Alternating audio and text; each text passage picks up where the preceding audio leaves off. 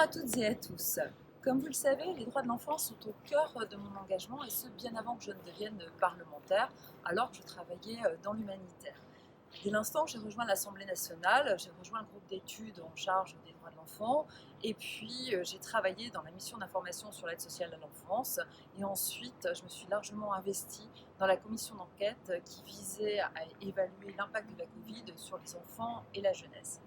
Et aujourd'hui, je voudrais vous parler d'un texte qui était très attendu par tout le secteur de l'aide sociale à l'enfance, tant il y a de l'importance pour les enfants qui lui sont confiés. Alors, quelle est l'ambition de ce texte? J'allais dire le point d'entrée du texte concerne le quotidien des enfants que l'on souhaite améliorer. Parmi les mesures que nous avons adoptées, il y a déjà la possibilité de pouvoir confier l'enfant à un proche ou à un tiers de confiance plutôt qu'il atterrisse dans une famille d'accueil ou un foyer.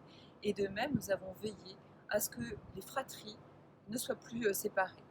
Une autre mesure phare est l'interdiction de placer les enfants à l'hôtel et quand il n'y a pas de solution alternative dans l'urgence ou pour les mettre à l'abri, que ça soit strictement encadré.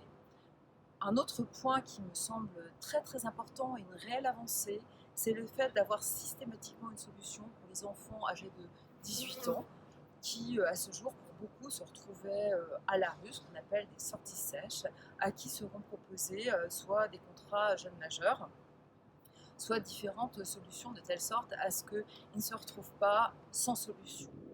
Ensuite, le texte prévoit des mesures renforcées qui encadrent les antécédents des professionnels et des bénévoles qui s'occupent des enfants, de telle sorte à combattre les violences faites aux enfants. Et un autre dispositif qui est fondamental, parce qu'on ne peut pas bien s'occuper des enfants si soi-même on n'a pas un travail qui est reconnu et correctement rémunéré, il s'agit donc de la réévaluation, de la rémunération des personnels qui accompagnent les enfants. À titre personnel, j'ai porté de nombreux amendements, parmi lesquels le fait que l'on interdise le placement à l'hôtel des enfants porteurs de handicap, le fait aussi que les députés puissent aller visiter des enfants dans des foyers ou des maisons d'accueil. Aujourd'hui, ce n'est pas possible, aussi incroyable que ça puisse paraître. Donc, à partir de maintenant, ça le sera.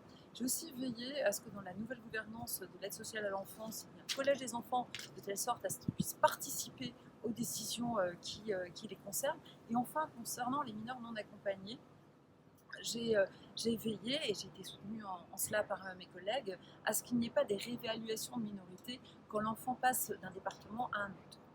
Alors il reste un point sur lequel j'espère que le Sénat apportera des enrichissements, c'est la possibilité pour chaque enfant de se faire accompagner par un avocat quand il doit comparaître devant le juge. Donc, vous l'aurez compris, le texte maintenant va partir au Sénat. Moi je vous dis à bientôt en vidéo.